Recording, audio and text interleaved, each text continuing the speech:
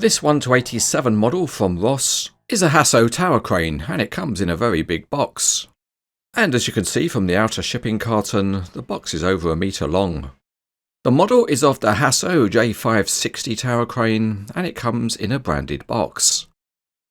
The box also gives some indication of the model parts inside, and they're shown on one edge. And down the other end of the box there's some technical information about the real crane. Turning it over again, there are some nice photos of the crane.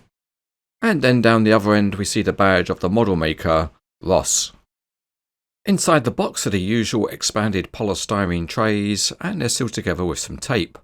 So out comes our sharp knife and we can lift the lid. And we can see that the box is so long because the model is largely pre-assembled.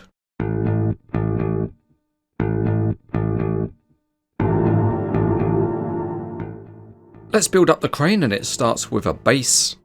And there's a hole in the middle which lines up with a post on the middle of the tower. And included with the model is a bag containing some screws and a tiny screwdriver. And they get their first use in screwing the base to the tower. After that, we always like to move on to weighty matters. And in this case there are heavy ballast blocks which we fit at the bottom of the tower. There are 4 of them, and they provide some additional stability. Next is a big lift for the giant hand cranes as the entire top section gets put on top of the tower. We need to carefully feed in the top section of ladder, and then it's time for the screwdriver and some screws to make the connection. 4 screws are required and the connection is nice and secure. And then we need to add some counterweight. And for that there are 2 blocks of the same design as used for the base of the tower.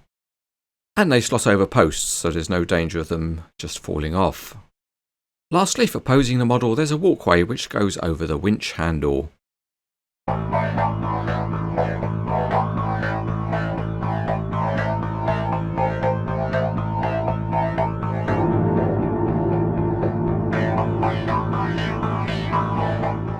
Starting at the bottom, the base plate is plastic with the Jaso name on it, and the cruciform support is modelled well, with 1-piece ballast blocks. The tower has ladder sections and safety cages modelled, and they're in plastic and slightly thick for the scale. Moving up to the cab deck, and the cab has got some fine detailing. There are thin windscreen wipers and window seals, and again the metal handrails are a little bit thick. Inside the cab deck the slewing motors are modelled, and the counterjib has a nice structure, and the hoist equipment is modelled and there's a nice big Jaso name. Like the counterjib, the jib sections are fully modelled with lattice work on each side, and the support ties are modelled in metal. The trolley motor is modelled, and the trolley itself is made of metal, and it also has a basket on one side. The hook is metal with brass pulleys. Included with the model is a chunky looking concrete bucket which is made of plastic. This provides some tension on the hoist rope, and here we've just inserted a piece of chain which is not included with the model to try and give it a more realistic look. In terms of the overall jib profile, it has very good straightness.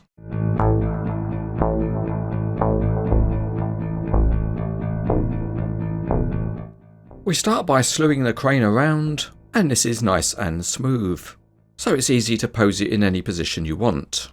Unusually, the model has a working trolley motor, and by turning the knob you can get the trolley to move.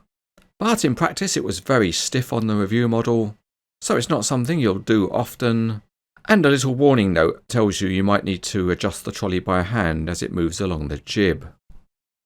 The model also features a working hoist, and it's nice to see there's enough rope on the drum for the hook to reach ground level. To operate the winch you need to take off the access platform, and then you can just rotate the knob.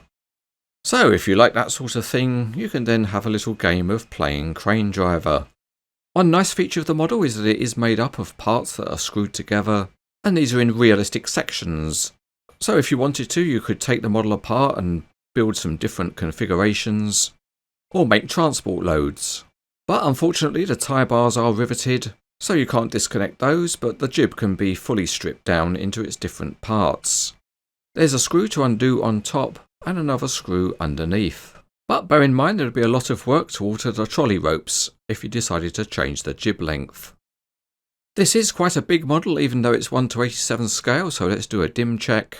It's about 60 centimeters or 2 feet tall, and if we go end to end, it's about 104 centimeters or 41 inches.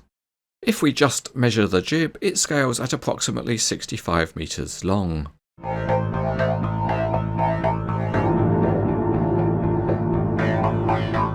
This is a nice quality tower crane model from Ross.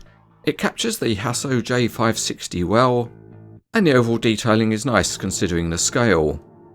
It also makes a reasonable attempt at providing some functionality, but probably the model's strong point is that it looks realistic, so overall it's very good.